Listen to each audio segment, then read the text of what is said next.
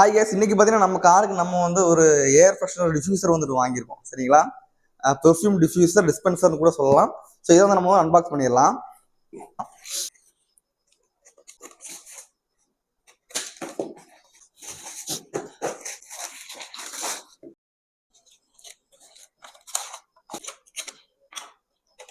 Wow, எவ்வளோ யூனிக்காக இருக்குது பாருங்க.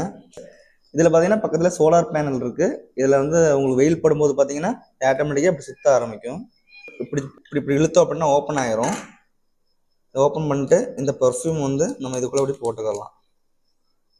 ஓகே, இப்படி போட்டுட்டு இதை இப்படி க்ளோஸ் பண்ணி விட்டுட்டு நம்ம காரில் இதை செட் பண்ணோம்னா கேஸ் இந்த சோலார் பர்ஃப்யூம் டிஃப்யூசரை நம்ம வந்து காரில் வந்து செட் பண்ணிவிட்டு எப்படி ஒர்க் ஆகுதுன்னு பார்த்துடலாம்.